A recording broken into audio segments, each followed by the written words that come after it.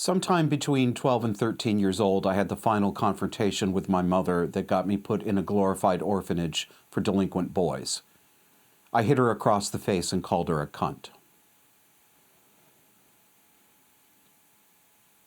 I paused there for a moment because I want you to note to yourself the emotional reaction that you may have had to the statement that I just made. For many of you, it was probably shocking. For most of you, you might even feel in the moment that it was a terrible thing to do, and of course I was punished for that.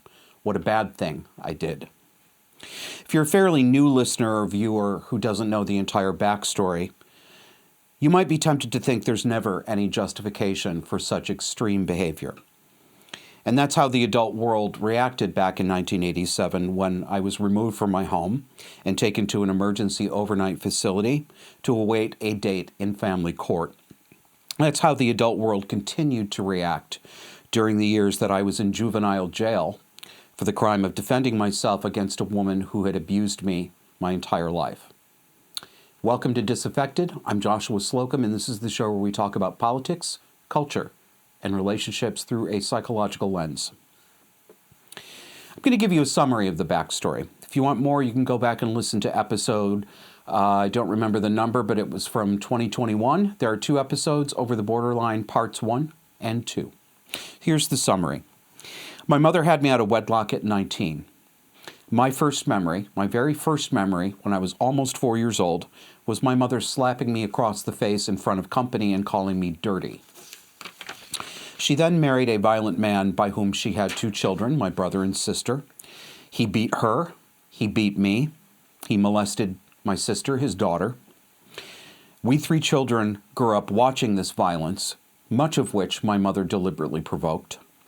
She did nothing to protect us from this man, even though she sobbed to me later in life about how sad she was to find bruises on me when she bathed me. All during this time, my mother's emotional instability poured out onto me. She berated me for being too girly. She left me alone with her husband, knowing that he hated me. She came crying to me after their arguments and fights and expected me to comfort her when I was 7 or 8 years old and trembling in my bedroom in fear.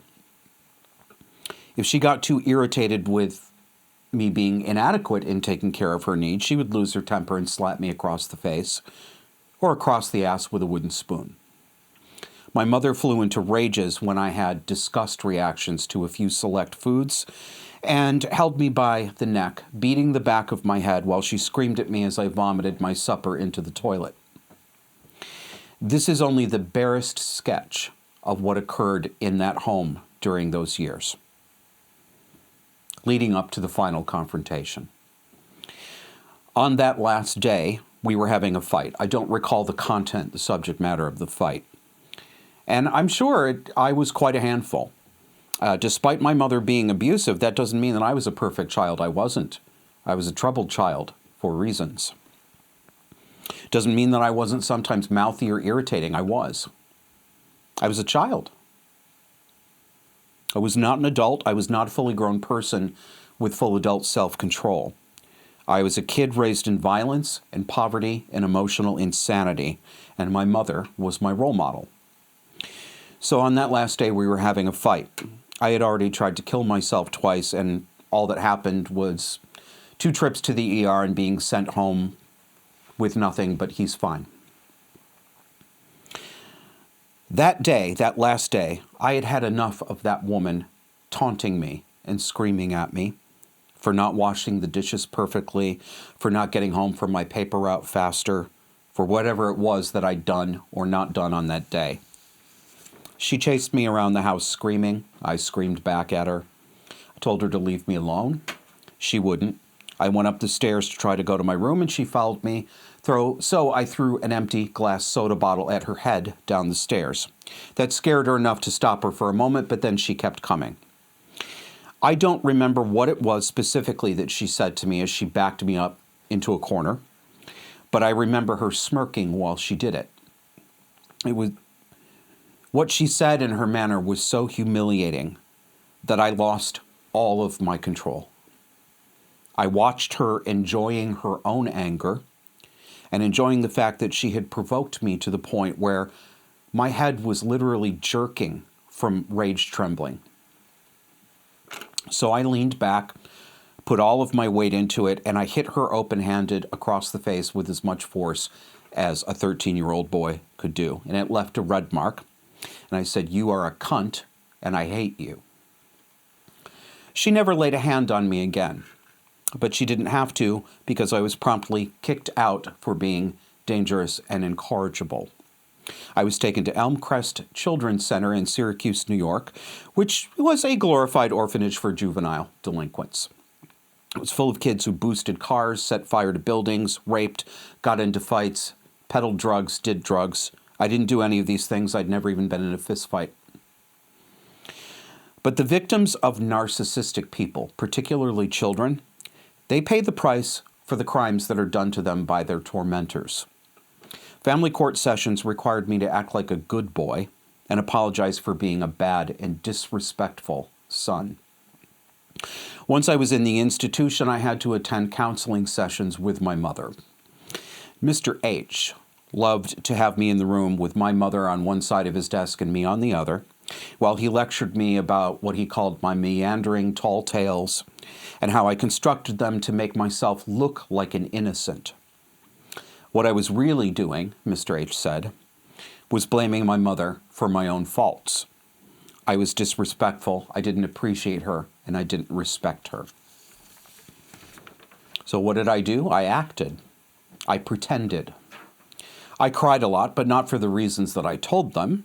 I told Mr. H and my mother that I was crying out of sorrow for my bad behavior, but I was really crying because I was so furious at them and at God for degrading me this way, for making me apologize for what that wicked woman did to me and to my brother and my sister. But I lied and said I'd do better, and I wrote hostage letters begging for forgiveness and confessing my sins. Why? Because I wouldn't be seen to be making what they called progress unless I atoned for my sins. My mother, she had no sins and no responsibilities. No one ever questioned her, at least they never did in front of me. No one ever told her that it wasn't right to treat your children this way. They punished me instead. And I would never have gotten out of there unless I lied and pretended, and that's what I did until I was old enough at 16 to go to court and be made an emancipated minor, declared a legal adult who never had to go back to my mother's house. I made it, I did it, and I escaped. But I wondered why every adult took my mother's side. Why didn't they ever ask me, really ask me, why I was so angry and in so much despair? I don't know the answer to that question, but I do know that my mother was excellent at playing the covert narcissist game. You think you know what a narcissist is. A lot of people think they're seeing the very definition of narcissism and narcissistic personality disorder in Donald Trump, for example. But that's child's play. Anyone can see his ego. He sees it. He tells you that he sees it through self-deprecating humor. He's aware of it.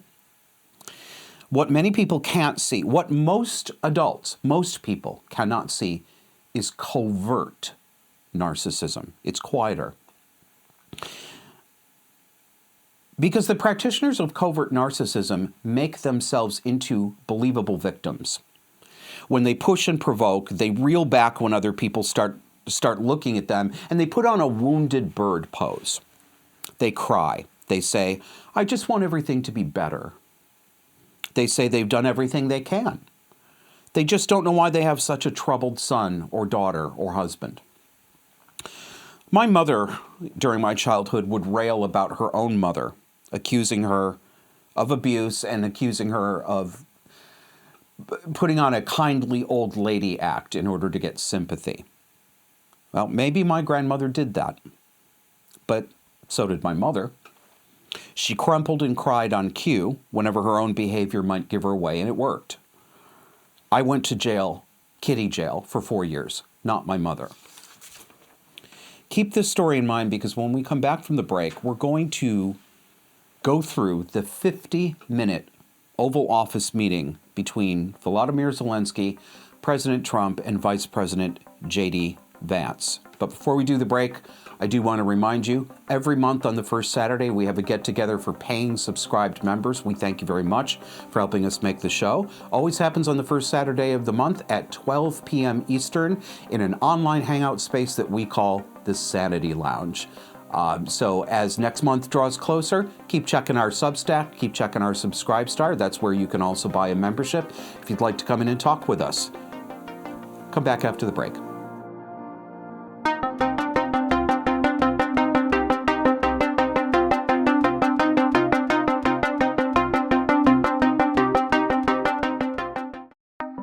Disaffected is now streaming on X. Come with us each Sunday and dare to notice reality. You can find us on X at DisaffectedPod.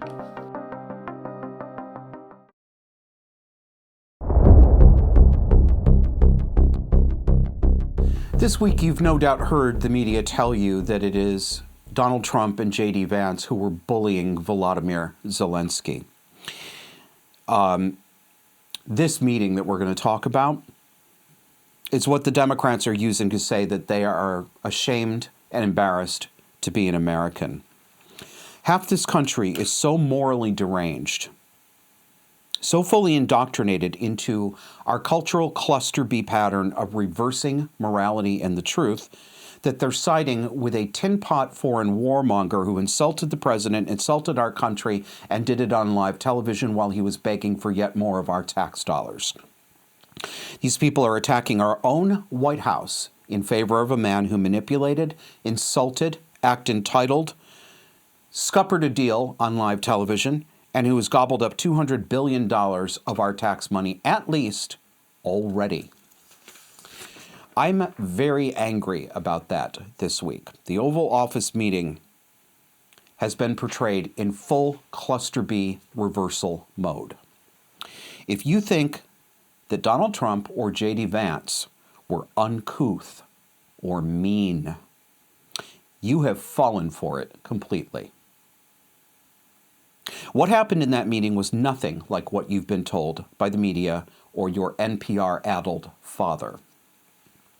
What happened was a manipulative, covert narcissist named Volodymyr Zelenskyy put on the wounded baby boy bird act to get his way, with trying to exploit this country, and half of Americans have fallen for it. You may be among them. Watching the reaction to this has been like sitting in that family courtroom again, being told how wicked I was to defend myself from a mother who did everything she could to annihilate my dignity and my selfhood. We've got a lot to cover here. This meeting lasted 50 minutes. I would like to ask you to watch the entire exchange. We've got a lot of it here, but we're not obviously going to play the entire 50 minutes, but I think you should watch it. It looks very, very different. The last few minutes that you've seen quoted everywhere, Trump being the bully, Trump shaming us on the international stage, came after a solid 40 minutes of building provocation. Context matters. You may come out after watching that 50 minutes with a different analysis than I do. And if you do, leave a comment under this episode, wherever you see it, please, or on our Substack, and tell me how you saw it. If you've actually taken the time to sit and watch the whole thing, I'm interested in hearing what you have to say, even if I don't end up agreeing with it. But most people are only reacting to the last few minutes. The last 2 to 6 minutes were showing Trump and Vance putting Zelenskyy in his place. And what many haven't seen is what came before that. And it was the magnanimous, generous, calm, and gracious way that the president and the vice president welcomed Zelenskyy into the White House. We're going to watch Zelenskyy gradually ramp up his bellicose rhetoric about Vladimir Putin during what should have been a diplomatic exchange. He needles, he undercuts the deal for a ceasefire that would end the war, and he does it live in front of the media at the expense of his hosts in the country that he's asking money from. No fair-minded person, I think, could watch this entire exchange and claim that Trump and Vance bullied this poor little boy. We are so feminized and so schooled in feminine, narcissistic attack techniques that the ordinary, appropriate, yes, stern smackdown that Trump and Vance dished out is being talked about as if they had laid Zelenskyy out on the table and beat the tar out of him. It's absurd. It's a fucking farce. So let's go. Let's take a look at the first clip here. This is the very beginning of the meeting.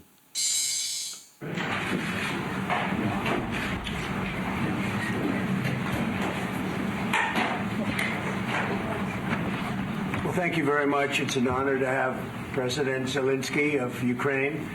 And we've been working very hard, very close. So we've actually known each other for a long time. We've been dealing with each other for a long time and very well. We had a little negotiation spat, but that worked out great. I think for both countries, I think for the world, actually, beyond both countries. And we have something that is a very fair deal. And we look forward to getting in and digging and working and getting some of the rare earth. But it means we're going to be inside, and it's a big commitment from the United States, and we appreciate working with you very much. And okay, so to set the stage here, remember what you're seeing is only the end product. This is not the negotiations itself. This is the ceremony part. These men have all been at tables with each other and with other cabinet members. This has all been workshopped and met in, and dialogued about in private many, many times. You're seeing the end result presented to you. This is not the actual negotiation. So Zelenskyy came into this already knowing the full agenda. This has already been worked out. That's important to remember when you evaluate his behavior as it goes on. And that tone that you saw from Donald Trump is the tone that he carries through most of this meeting.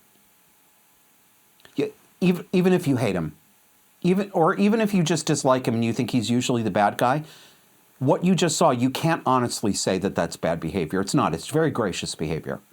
And that is the tone and manner that he maintained throughout almost all of this meeting. Let's go to number 202 here. Second question for President Zelenskyy now. Why don't you wear a suit? Why don't you wear a suit? You're the highest level in this country's office, and you refuse to wear a suit. Just want to see if do you own a suit? Yeah, problems. A lot of Americans have problems with you not respecting the dignity of this office.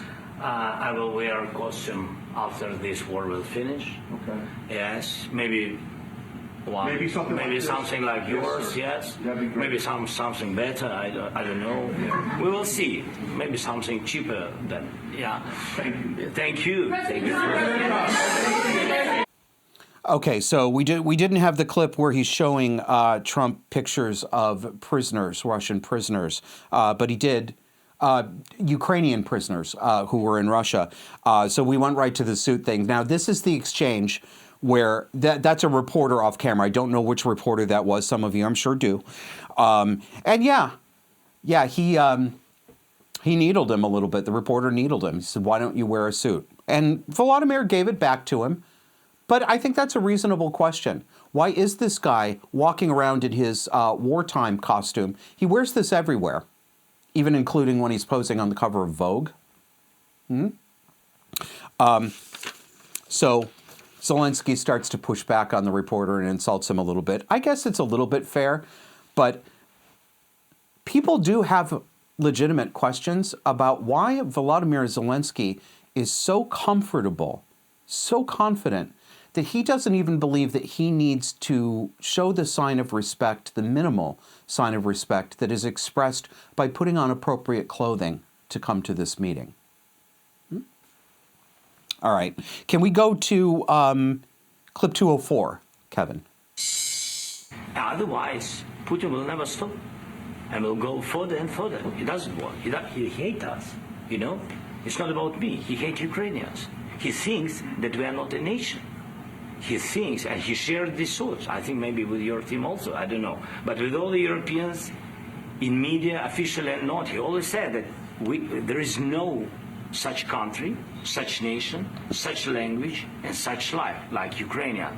No, he really doesn't respect all the Ukrainians, and he wants to destroy us. And you are right, Mr. President. That's 2%.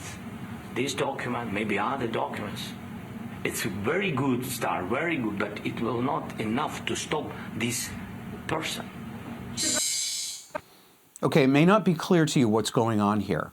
But remember, this is the final set piece. This is a public performance to ink this deal. This is diplomacy.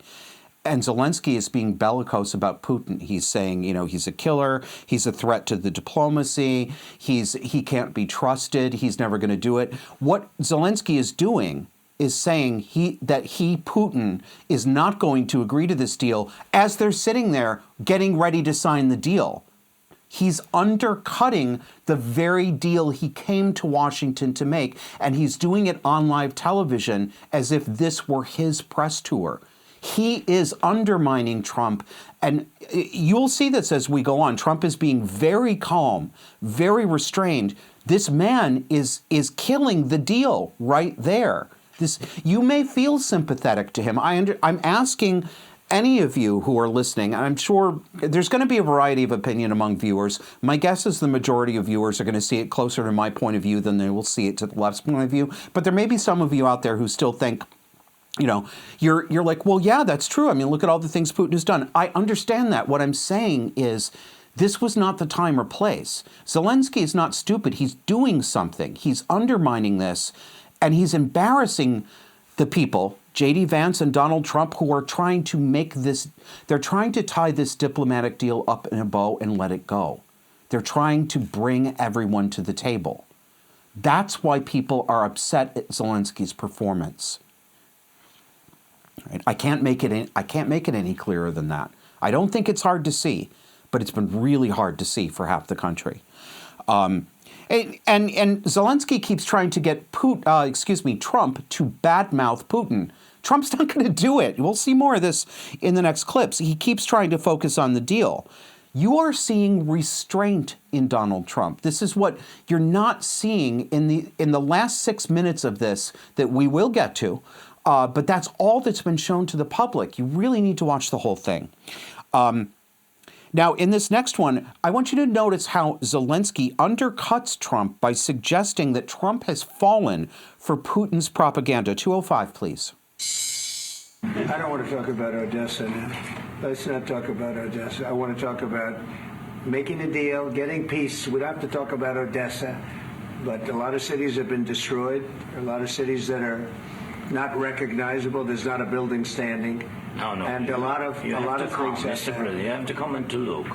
Look at him. No. We have look at him. Look at him. cities. Interrupt him. Yes, a lot of things have been destroyed, but mostly cities alive.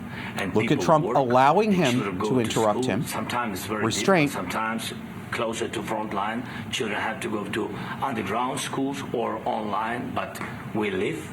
Ukraine is fighting and Ukraine lives. This is very important. And maybe it's Putin is sharing this information that he destroyed us.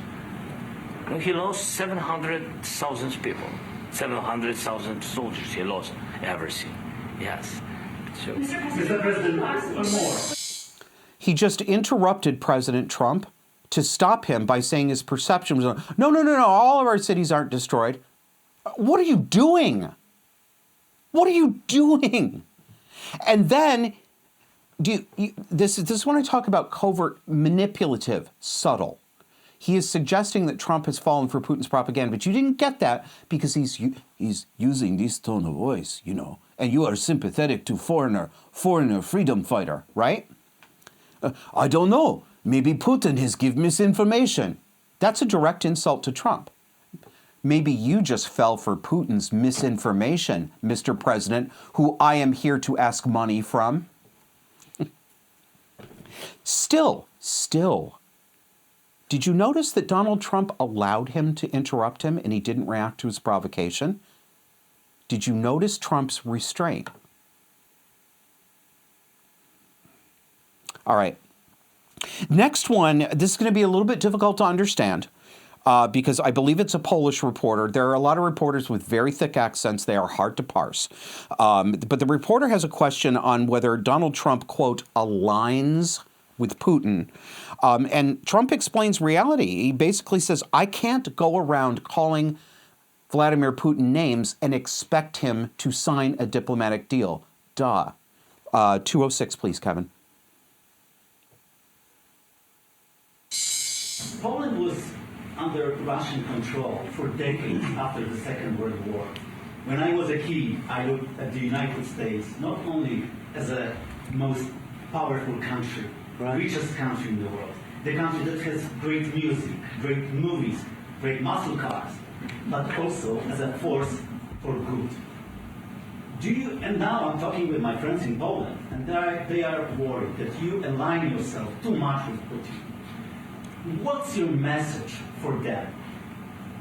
Well, if I didn't align myself with both of them, you'd never have a deal. You want me to say really terrible things about Putin and then say, "Hi, Vladimir, how are we doing on the deal?" That doesn't work that way. I'm not aligned with Putin. I'm not aligned with anybody. I'm aligned with the United States of America. And for the good of the world, I'm aligned with the world. And I want to get this thing over with. You see the hatred he's got for Putin. It's very tough for me to make a deal with that kind of hate. He's got tremendous hatred. And I understand that, but I can tell you the other side isn't exactly in love with, him either. So you see, Trump is trying to get Zelenskyy back on track here. He's signaling to Zelenskyy, and Zelensky's refusing to pick it up. What Donald Trump is saying covertly, trying to do this diplomatically on live television, is, I can't make a deal if you're pushing me to call this man names. I see that you hate him. I get it. You hate him, right? But we've got to tamp this down right now. We got to get the signature here. This is normal, right? What Donald Trump is doing is calm, normal, rational, and necessary. It's Zelenskyy, not Trump. Zelensky's doing the undermining.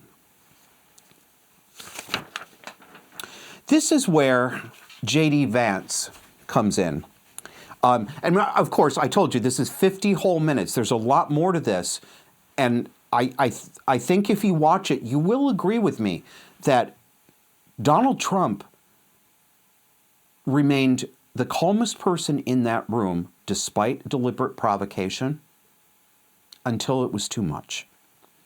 So Vance comes in, and he's talking about the belligerent language that was part of what led to Vladimir Putin invading Ukraine initially. Vance is pushing for diplomacy. And this is when Volodymyr Zelenskyy gets insulting to J.D. Vance. I want to respond to this. So look, for 4 years in the United States of America, we had a president who stood up at press conferences and talked tough about Vladimir Putin, and then Putin invaded Ukraine and destroyed a significant chunk of the country. The path to peace and the path to prosperity is maybe engaging in diplomacy. We tried the pathway of Joe Biden of thumping our chest and pretending that the President of the United States' words mattered more than the President of the United States' actions. What makes America a good country is America engaging in diplomacy. That's what President Trump is doing. Can I ask you? Sure. Yeah? Yeah. Okay, so we're going to pick up almost at the same spot here. Zelenskyy will not stop provoking. So right after this, we're going to pick it back up. I want you to notice, remember, just get the context here. He switches to addressing J.D. Vance by his first name. Don't tell me etiquette doesn't matter. Don't tell me protocol doesn't matter. This diplomacy is all 100% etiquette and protocol. 208, please, Kevin. Can I ask you? Sure. Yeah? Yeah. Okay. So Look at the he look on his occupied face. Our parts, big parts of Ukraine, part of East and Crimea. So he occupied it on 2014. So during a lot of years, so I'm not speaking about just Biden, but those time was Obama, then President Obama, then President Trump, then President Biden, now President Trump, and God bless, now President Trump will stop him. But during 2014, nobody stopped him. He just occupied and took. He killed people. You know what the contact line? 2015. 2014 and 2014. 2014. Yeah. So I was, he killed. I was not here. Yeah, but That's exactly but- right. Yes, but during 2014 till 2022, the situation the same. The people have been dying on the contact line. Nobody stopped him. You know that we had conversations with him, a lot of conversations, my bilateral conversation, and we signed with him. Me, like a new president in 2019, I signed with him the deal. I signed with him, Macron and Merkel. We signed ceasefire. All of them told me that he will never go. We signed him with gas contract. Yes, but after that, he broken this ceasefire. He killed our people, and he didn't exchange prisoners. We signed the exchange of prisoners, but he didn't do it. What kind of diplomacy, JD, you are speaking about? What do you mean? What kind of diplomacy, JD, you speaking about? What kind of diplomacy, JD? You nervy little bastard. It's not just the rudeness. Do you see how he's undercutting what they're doing right now? This is an act of diplomacy. J.D. Vance was slick and smooth. That was not rude what J.D. said. That was a signal. Get back on track. Don't fuck this up. Zelenskyy said, no, I will fuck up. I will fuck up, J.D. That's what he's doing. Please tell me you see. Please see what's happening. Does this, so far, what we've seen so far, does this appear to you that bellicose Donald Trump and big, mean bruiser J.D. Vance have been abusing this poor little man? Is it really how it seems to you? I hope not. Let's go. It keeps going. Let's go to clip 209, please, Kevin. I'm talking about the kind of diplomacy that's going to end the destruction of your country. Yes, but if you Mr. President, with Look at respect, Zelensky's I think body it's language. disrespectful for you to come into the Oval Office and try to litigate this in front of the American media. Right now, you guys are going around and forcing conscripts to the front lines because you have manpower problems. You should be thanking the president for trying to bring an end to this conflict. Have you ever been to Ukraine? That you say what problems we have? I have been to. Count once. I've actually watched and seen the stories, and I know what happens is you bring them on a propaganda tour, Mr. President.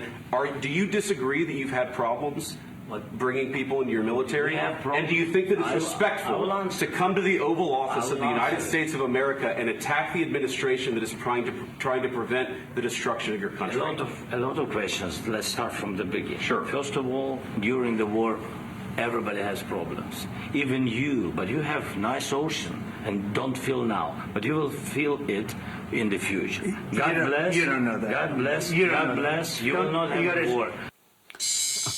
war. You have nice ocean. You don't feel now, but you'll feel in the future. What? Come on. Zelenskyy is a guest? No. He's a supplicant. He is in the role of the beggar. He's a supplicant. He's coming with his hands out. He's asking for help. He's a guest in our house. This is our family home, the White House. This is America's family home. He's asking for it from all of us and from those two men who represent us. And do you see this? Do you see this body language? Petulant little child? Okay. What are you doing? As I look at the press, all of the press, with the exception of somebody like Fox News, we're going to get. Let me not get distracted. I'm going to show you some of the reaction. It's this. You know what? I skipped over a line in my script earlier where I said I'm triggered this week because I have actually been triggered a couple of times. This has been that distressing to me. Not because I care about what happens in Ukraine, but because this week was another shocker for me. I've been feeling really good since the election, knowing that the majority of the country was coming back to reality, that there are more of us who want Trump's agenda than there are who want the woke agenda. But I've been shoved back into reality this week because not only the entire left, but a good portion of the right is joining the left in calling Zelenskyy a poor abused victim. And it just became so clear to me, Josh, these people that you thought were intelligent and awake to this, I'm not calling them bad people, but they didn't learn it. They have not learned anything. They can't see the cluster B. They can't see the manipulation. The emotional hatred for Trump combined with the base, low level, never spoken about, but common modern American attitude, yes, even among the right, that we have something to be ashamed of as a country, that we can't really have pride in America like every other country is allowed to. All of this is contributing to people seeing this in exactly the reverse. It's Alice through the looking glass. It's been very disturbing to me.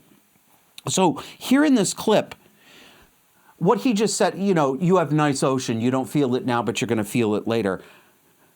This is very close to a threat. I don't think it's quite a threat, but it teeters on the edge of threat and a little bit of emotional blackmail. It's really cheeky, very nervy.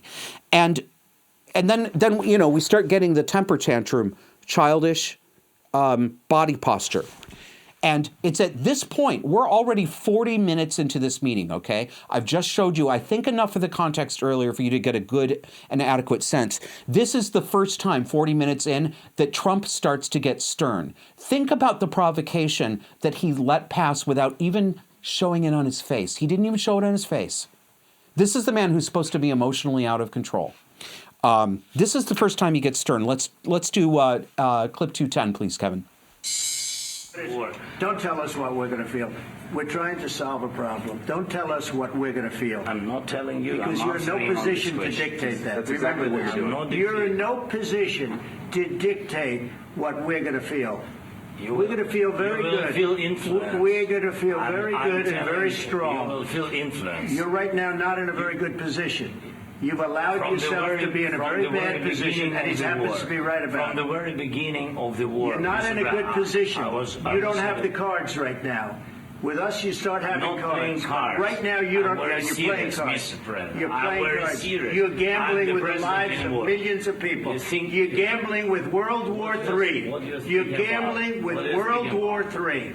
And what you're doing is very disrespectful to the country, this country, that's backed you far more than a lot of people said they should have. Have you said thank you once? This A lot entire of meeting? times. No, in this Even entire today. meeting, you said thank Even you. today. You went to Pennsylvania and campaigned for the opposition in October. Offer some words of appreciation for the United States of America and the president who's trying to save your country. They're absolutely right. Trump and Vance are right. What you just saw there from Trump, that was stern. They're calling it toxic, abusive masculinity, bullying. You want some toxic masculinity? I'll give you some. Suck my cock. That's toxic masculinity. What Trump just did? What the fuck is wrong with this country? How pussified have we gotten that we have women and men literally crying and screeching about how abusive Donald Trump, my God almighty, I am glad he put that little toad in his place. Who the fuck does he think he is? It's driving me crazy. I'm still getting used to God. The person I was 20 years ago was a crying shame. I'm still getting used to having the normal feelings of patriotism. I'm so embarrassed at how many years of my life I spent being the people I'm talking about now tonight. I am. It's normal to be patriotic. It's normal to defend your own interests. It's normal to put a rude guest back in his place. Normal. Toxic masculinity. And J.D. Vance is right, too. If you said thank you once, a couple of people pointed out that Zelenskyy peppered a few thank yous into his first 2 or 3 minutes, and they're right, he did. But this entire tone has been about ingratitude. Not only ingratitude, but he's actually challenging them and trying to undercut them in front of the world and in front of Putin, who's watching this right now. Why? You think Trump is the one who's out of emotional control? Look at Zelensky. Got another one. Here we go. He's going to go at J.D. Vance now. Clip 212. You think that if you will speak very loudly about the war, you He's can... not speaking loudly. He's not speaking loudly. Your country's in big trouble. Can I Wait a answer? minute. No. Can You've I done a lot of answer? talking. Your country is in big trouble. I know. You're not I winning. know. You're not winning this. You have a damn good chance of coming out okay because of us. Mr. President, we are staying in our country, staying strong from the very beginning of the war. We've been alone, and we are thankful. I said thanks You haven't in been this alone. cabinet. You and haven't not been only alone. in this cabinet. We gave you, through I this said stupid thank- president, $350 billion. You voted we gave for you your military president. equipment, You and your voted men for are your brave, president. but they had to use our military. What about If you didn't have You our invited military me- equipment, you invited if me you to didn't speak. have our military equipment, this war would have been over in 2 weeks. In 3 okay? days, I heard it from Putin. In 3 days, this is something Maybe new. less. In 2 weeks, of course, yes. It's going to be a very hard thing to do business like this. Yeah, it is very hard to do business like that. What would you do? This guy is killing. He's killing the diplomacy right there on live television, right in our freaking living room. Trump's absolutely right. Oh, we have stayed strong. We have been alone. You ungrateful little prick. You sniveling toad. You have hundreds of billions of dollars of our tax money in military artillery. We've been alone. We've been alone. Oh my God. That and at the beginning of that clip, that was the covert narc move on Zelensky's part, and almost everybody fell for it. Some of you fell for it too, I'm absolutely certain. Sitting there saying, you think if you speak very loudly, oh, he's modulating his tone, now he's going to talk calmly. You sarcastic little shit. That was his wounded bird pose. That was deliberate, and it worked. It absolutely worked, because it got everybody, oh, of course it was always. Lowering his own voice to make it look like Vance was being mean. That covers over Zelensky's own insult, Zelensky's own provocation, Zelensky's own lack of gratitude. Vance's response was absolutely appropriate. This is, I mean, he's using a feminine move. This is a feminine move. That's why so many women who are narcissists are of the covert variety. It's needling and then camouflaging your needling by saying, I've been yelled at. Ouch, Daddy.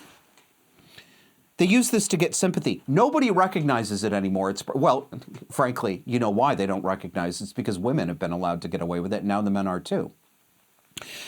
Let's go to clip 213, please. I think this is the last one we have from the meeting. This is long. We're probably about 4 minutes. We're not going to listen to all of it. I'll cut it off at some point, but I want you to see how the meeting ended.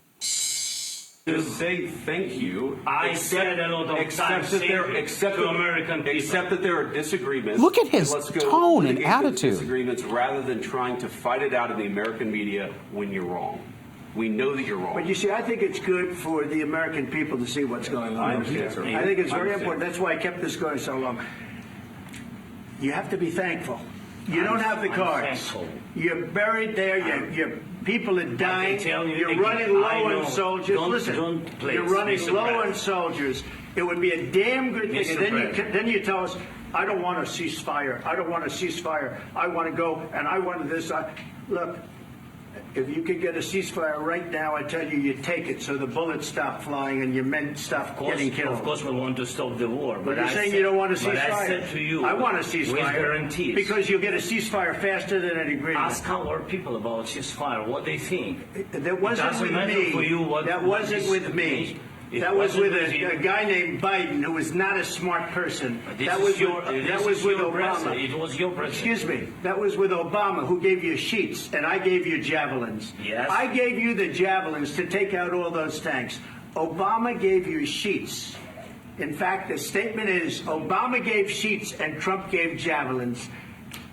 You got to be more thankful, because let me tell you, you don't have the cards. With us, you have the cards. All right, Without let's us, you don't have any cards. let's bring that down, Kevin, and talk about this. There's just a couple more minutes after that, but I hope I've made the case that this is not what has been presented to you by the mainstream media. It's not what your liberal mother and father have been crying about. They haven't watched the whole 50 minutes either. Folks, I said folks. Donald Trump is not the man that you have been lied about. He's not the man that you've been told he is. He's not the man I thought he was. He's not the man I castigated. He's the only one in this room who's talking about stopping the death. He wants the war to stop. He's talking about, I'm trying to save your country. I'm trying to save your soldiers from dying. Why isn't this enough? Why aren't people reacting to this? Why is it that the left is so angry at the man who is right on camera working to stop the death and stop the war? Because they want the war.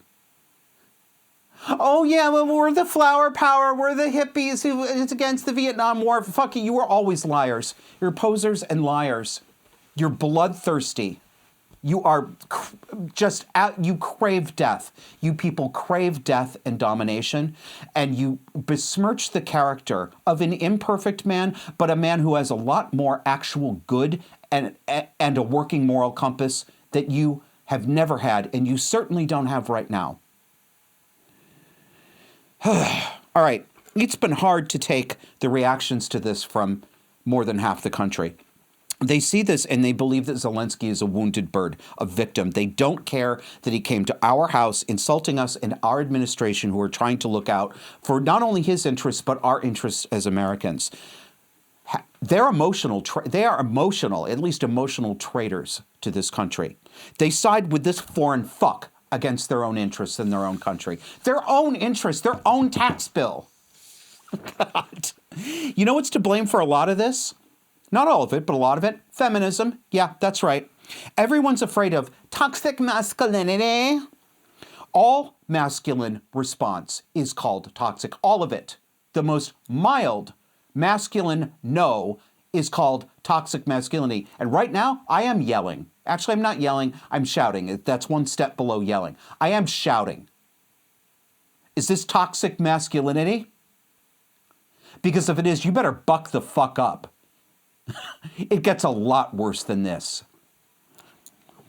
This is why men and women across the left are crying and screeching and rending their garments over Trump and Vance bullying Zelenskyy. It's just not normal. This is exactly the kind of firm, manly, putting someone in their place that we have been missing and that was always normal until the modern era. This is what you think violent and toxic masculinity is, but Zelensky's not? He's the peace bird? Really? Durr! Let's look at some typical reactions. I'm just going to read to you a little bit from the BBC. As a flurry of supportive messages for Ukraine were posted by European leaders following the row, along with the posts from the prime ministers of Canada, Australia, and New Zealand, Zelenskyy replied to each one, "Thank you for your support." French President Emmanuel Macron posted, "There is an aggressor, Russia. There is a victim, Ukraine. We were right to help Ukraine and sanction Russia 3 years ago and to keep doing so." Dutch Prime Minister, another pussy man, Dick Schoof, said the Netherlands supports Ukraine now more than ever, adding, "We want a lasting peace and an end to the war of aggression started by Russia for Ukraine and its people and for Europe." Germany's outgoing Chancellor Olaf Scholz wrote, "No one wants peace more than the citizens of Ukraine, blah, blah, blah. We stand with Ukraine. It's been the victim in this terrible war, blah, blah, blah, blah, blah." No, I'm not making fun of the death in Ukraine. Yes, I know that Russia invaded them, but for Christ's sake, it is more complicated than horrible, psychopathic Russia, pure and innocent Ukraine. Here's David Frum, conservative David Frum in The Atlantic. Quote 214, "At least the Oval Office meeting held by President Donald Trump and Vice President J.D. Vance with Ukrainian President Volodymyr Zelenskyy was held in front of cameras. False friendliness in public by Trump and Vance, followed by behind-the-scenes treachery, would have been much more dangerous to the Ukrainian cause." The Ukrainian cause? What about the fucking American cause, David? He continues, today's meeting gave the lie to any claim that this administration's policy is driven by any strategic effort to advance the interests of the United States. However misguided, Trump and Vance displayed in the Oval Office a highly personal hatred. There was no effort here to make a case for American interests.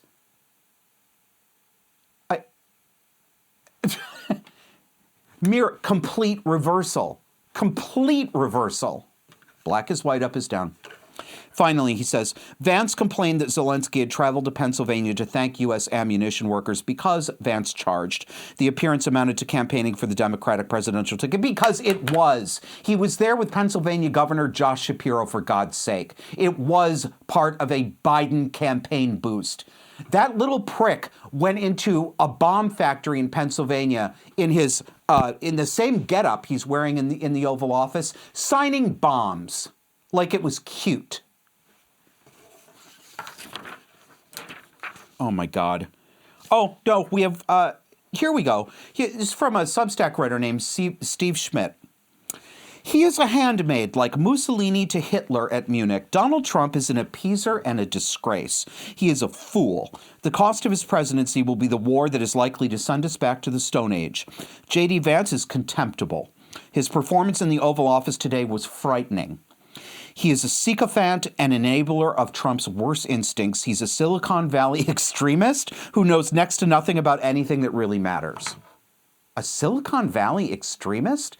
This is the guy who grew up in a trailer park with a drug-addicted mother in Kentucky and Appalachia. He's a Silicon Valley extremist. Also, he's totally a racist. The only reason he married his Indian wife was so that he could say, and some of my best friends are people of color. I mean, racist? Schmidt also says, what transpired in the Oval Office is a singular moment of national disgrace. It is a moment of historic disgrace. In fact, it is the lowest moment that has ever taken place in the Oval Office ever. End quote. You mean lower than Monica Lewinsky bending over to take a cigar? Lower than that moment? Look at these wimpy men from Substack. Here's one, Michael Moore, M-O-H-R. No, I'm not referring to the famous documentarian. He says, Trump is an asshole. He's such a narcissistic bully, a child. Can't believe he spoke that way to Z. That's why I'm so angry at Democrats. They failed us so badly. They gave us Trump. We warned them and they didn't listen. They were playing with fire. What a pussy you are, Michael. Bill Madden, you're also a pussy. He says, watching Trump and Vance gang up and bully Zelenskyy, I have never been so disgusted and ashamed to be an American in my life. Fine, leave the goddamn country. Richard Woodruff, this is great. This one's from Twitter. This is 221, please, Kevin. I'm so fucking sorry. And then he tagged Zelenskyy. That you had to sit through that fucking shit show. Fuck you, J.D. Vance. Fuck you, Trump. I feel sick to my stomach. We stand with you and we'll fight with you until the end. Fuck these traitors. You, Woodruff, are the traitor. You are the traitor to America. He stands with a foreign country against his president, who he calls a traitor. And as an American, he'll fight his president. Unbelievable. Or how about this guy on TikTok who calls himself Coach Mox? Let's watch him blubber. And I warn you, I'm going to put this image in your head. I'm going to psychologically prime you. It's not fair of me. But you will never be able to look at this guy again without seeing who he really looks like, which is transsexual Buck Angel. Can we play that? Why don't you wear a suit? Why don't you wear a suit? For those of you on audio only, he's staring at the camera with flattering lighting. With dramatic music, and he's looking sad. His eyes are getting red. He's hanging his head. He's shaking his head. He's embarrassed to be crying in front of the camera that he set up. He's so upset. Fighting for his country. He can't speak. A sovereign nation got invaded.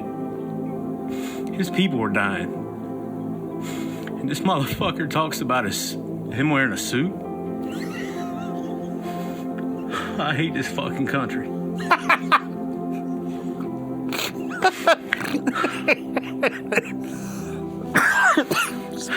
I'm sorry. I've never in my life felt like I do right now.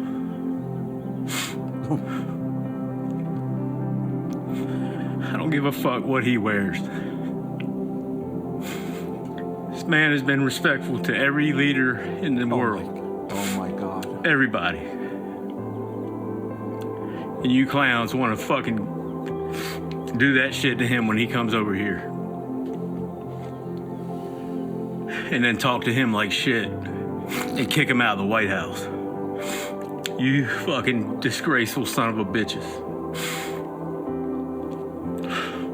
Okay, I can't take any more of this, Kevin. Kick that son of a bitch off my screen, please. Let's not subject the audience to any more of him. Man. Unbelievable.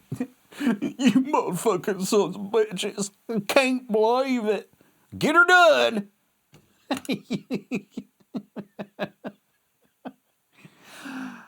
I diagnose histrionic personality disorder.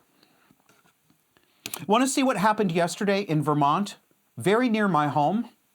When J.D. Vance and his family came to our state to stay at a ski resort for a few days and have some nice winter fun. These are the people that I live with. Watch this.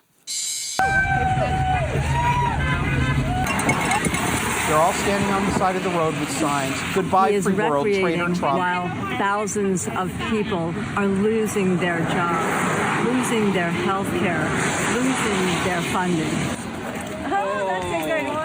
This is a group of people who has always been supportive of If you're on standing audio with only, Ukraine. they are the ugliest, However, I think yesterday's wretchedest performance looking at the women White you've ever House seen. has probably Deliberately galvanized ugly, even more gray-haired people looking to come out hags. today. After what he did yesterday, he crossed the line. Then, after the meeting yesterday with Zelenskyy, I feel like all of America should be out here protesting. Do you feel like that? It's because you're a fucking bitch.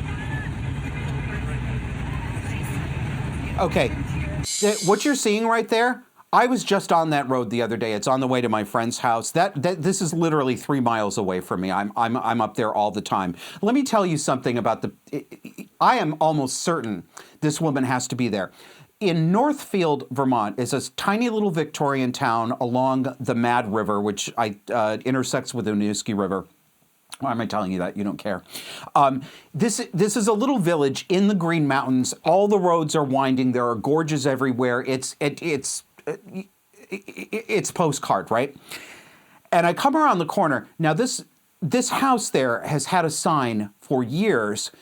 You got to picture it. It's a black background with all white capital letters. It looks like a meme, and it says, "Pregnancy starts with a penis. Regulate that." So she's had that for a couple of years. And there's a new one that I noticed the other day when I was driving by. She has one in the same style right next to the penis, regulate that. Trump is a rapist. That's these women. That's the craziness. This is considered, this is not a small part of Vermont that you just saw. That's the average Vermonter. That is the person you are most likely to talk to if you come to our state. We don't deserve your tourist dollars. Go to New Hampshire. Don't come here. J.D. Vance had to move to an undisclosed location because of the threats from these people. With his wife and kids. Well, the sensible side of this country sees the situation more clearly. Here's a tweet from Eric Reed. A lot of the hysteria in response to Trump and Zelenskyy boils down to us being a soft, effeminate culture, unaccustomed to seeing bold action and direct language.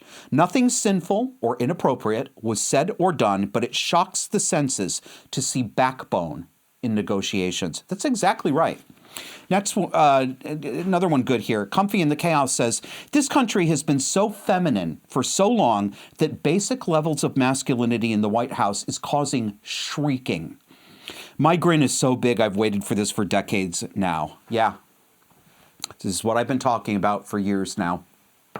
If you think Trump and Vance were the bullies and not Zelenskyy, you have been engulfed in a pattern of thinking that rests on reversal.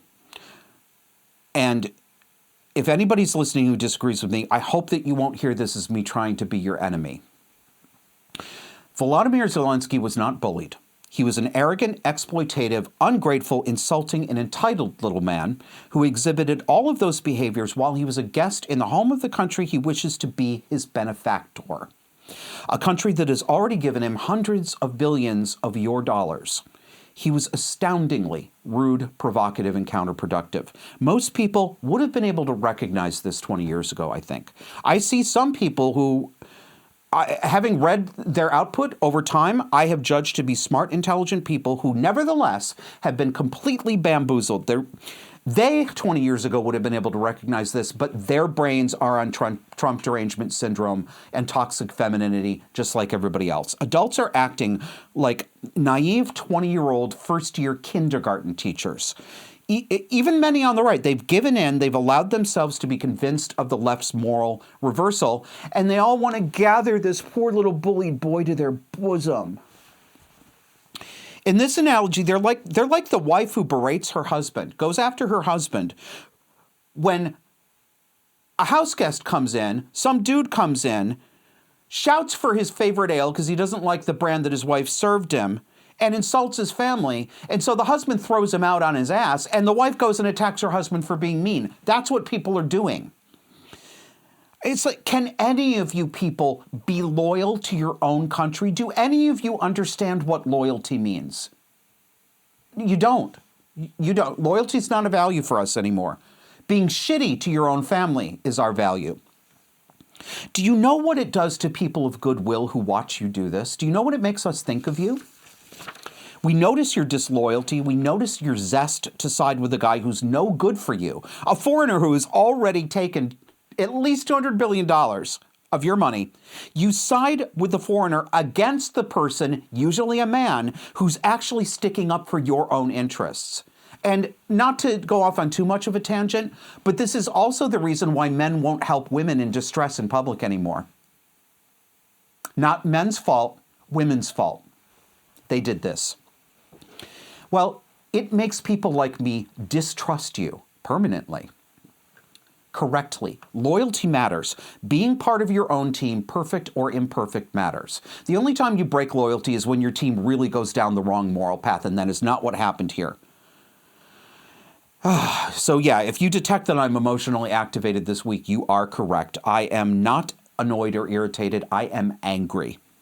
And my anger has nothing to do with Ukraine per se, because I don't give a shit what happens there. I don't care what happens in foreign countries. I care about how it affects my country and my compatriots, my fellow Americans. I'm angry because this perverse disloyalty is affecting all of us here at home with each other as American citizens. But mainly, I'm keeping notes.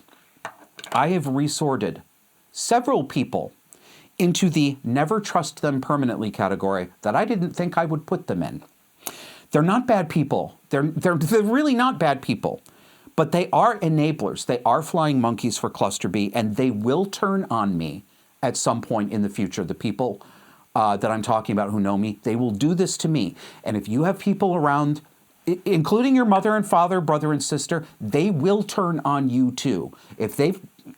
I'm telling you. All right. Let's take it out with something salty. Biltong. We would love you to support our sponsor, BiltongUSA.com. Biltong is cured meat in the South African style. It is very thinly sliced, and it's cured with spice and vinegar, and it's absolutely delicious. Carb-free, full of good animal fat and protein. Best cured meat you've ever had, better than any Slim Jim you're going to get in the grocery store. And we really appreciate Biltong USA supporting our show, and we think you will like their product too. When you visit their website, don't forget to check out the grocery section. They've got a nice selection of imported European and UK groceries. If you're in this country from Europe and you're missing a little bit of home, you can get some of that flavor there. And let Anton know that you heard about his product from us by using our discount code. You can either, it says Josh10 on the screen, Josh or Josh10, both of them work. They'll both give you 10% off your order, and it'll let Anton know how many of our viewers are supporting his business. So thanks very much, and come back and finish with us after the break.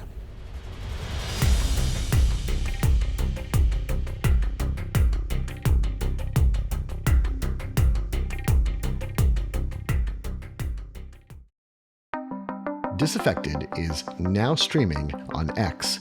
Come with us each Sunday and dare to notice reality. You can find us on X at DisaffectedPod.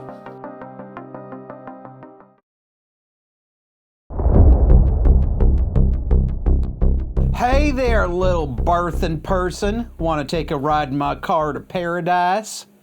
Does that sound sexy and hot? No, it doesn't. But if you're leftist and woke, that's the kind of language that the morally pure and correct think you should be using to describe the people in your family. We're just going to make fun of some stuff and take the show to the close here.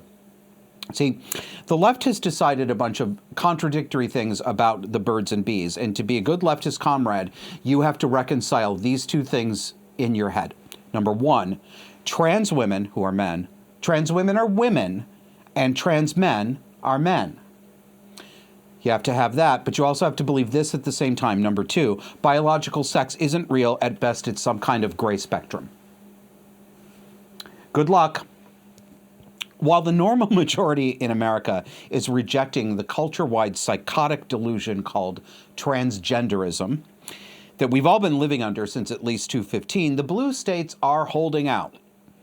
They don't seem to grasp yet that they are tilting at windmills and that one of those wind turbine blades is going to come crashing down on their lunatic project sooner rather than later.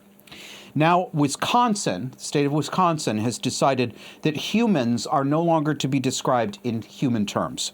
In legislation related to the 2025 budget, lawmakers are recommending removing all references to husbands, wives, and pregnancy and replacing them with, I don't know what you'd call this. Let's put it up on the screen here.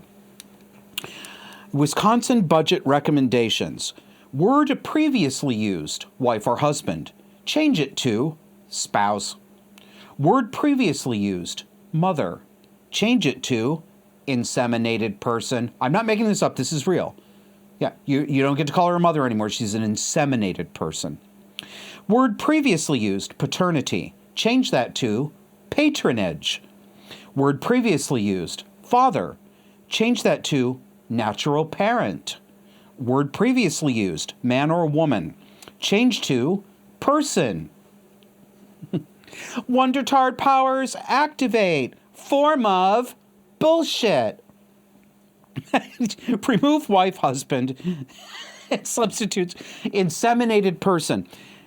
Okay, but this one, the paternity substituted for which paternity is now supposed to be patronage. That one is so stupid. I have to underline it for you. Let me explain to you how stupid it is. I should have actually made this into a pedantic segment. The root Latin word that both paternity and patronage come from is the same. It's a masculine word, paternus. Paternus. That means of or relating to a father. Yes, it is also the root word of patriarchy and patrimony. Why is patronage, then, better than paternity? Because, first of all, these people are illiterate. They're illiterate. What I just did, I took 1 year of Latin in college. And I'll tell you, are you looking for, do you want to take an online course? I'm not joking. I recommend Latin. I really do. Why? In just 1 year of study, it was an intensive year of study, really intensive year of study. But in just 1 year of studying Latin, I learned more about the English language than I ever learned studying English, and about how language works and about how human thought works. It was wonderful. It opened up entire vistas of thinking. Highly recommend it. But so I took 1 year, but that knowledge this is not high level vocabulary. Okay, maybe it's not working class vocabulary, but this is not arcane knowledge. This is the kind of thing that a reasonably well-read person for most of the 20th century would have known off the top of her head. I'm not that special, or at least I didn't used to be. But the goal for these people isn't to be respectful of people. That's not the goal. The goal is to dehumanize people and to control the rest of us through enforced, sterile, inaccurate, and insane language. They absolutely love doing this. One of our Discord members responded to this. I'm going to read to you what she said. Oh, no, it's on a different topic, but this is really good. So she says, I had to share with you this with you because it's too insane. Yesterday, a former classmate of mine who still works at our alma mater, that's Kenyon University or Kenyon College, texted a bunch of alums asking us to sign this petition to, quote, support trans students. Uh-oh. It's the craziest document, a list of punitive demands that I can't imagine coming from the same school I attended a decade ago. I was the only person who didn't enthusiastically reply back with a, thanks for sharing, signing now. Oh, boy. So let's read this together. This is the open letter. Dear President Kornfeld, Provost Bowman, and Vice President for Student Affairs, Lemas. We are students, alumni, and parents of former and current Kenyan students disappointed and concerned with Kenyon's response to Ohio Senate Bill 104 HB 68, the decision to ban transgender women from the NCAA athletics and other transphobic legislation that impacts Kenyon College and its transgender and non-binary community. We are upset with Kenyon's lack of urgency in responding to this legislation, the language the college has used in official statements regarding such bills, and the absence of transparency surrounding the college's response. Yes, I'm already getting into the voice. I'm sorry, but the next few paragraphs are going to be in the voice. We will withhold all financial and public support for Kenyon until the administration, number 1, releases a statement publicly supporting transgender and non-binary students, following in the steps of other Ohio colleges, including Oberlin, acknowledge the stress trans and non-binary students are under, and reaffirm that college's commitment to their inclusion and safety. 2, ends the use of transphobic language such as biological male or female in all public statements regarding such legislation, and amends past statements to reflect this change.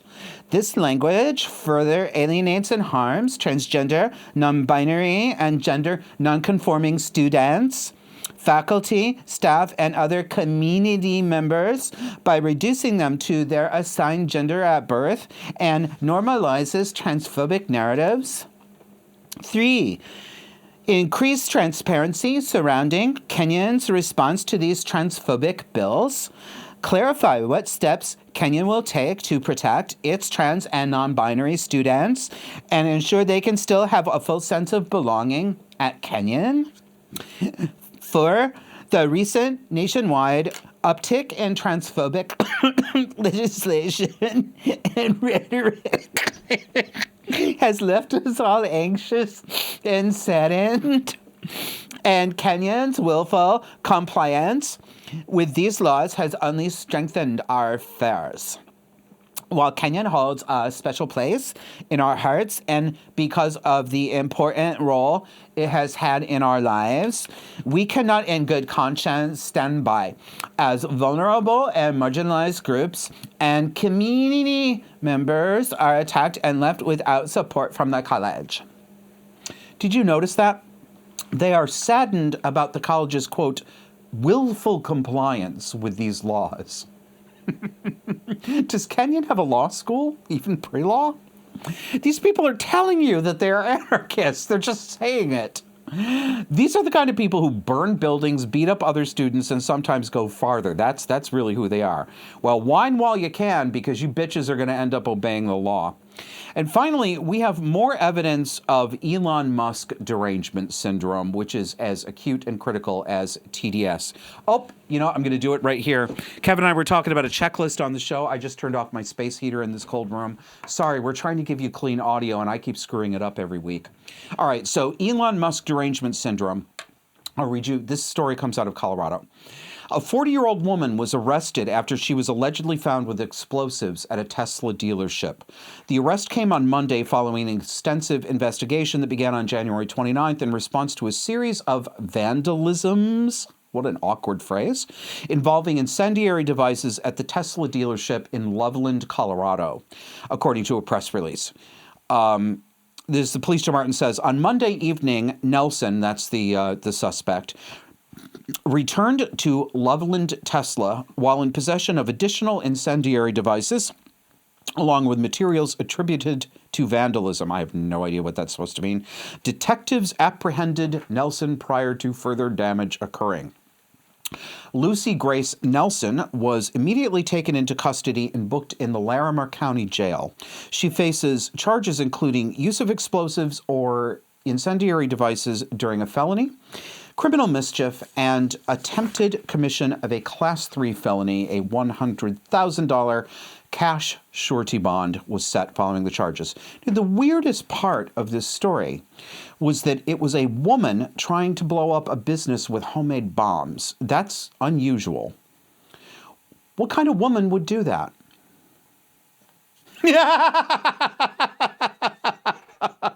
If you're on audio, click on over to YouTube. I think you know what you're going to find.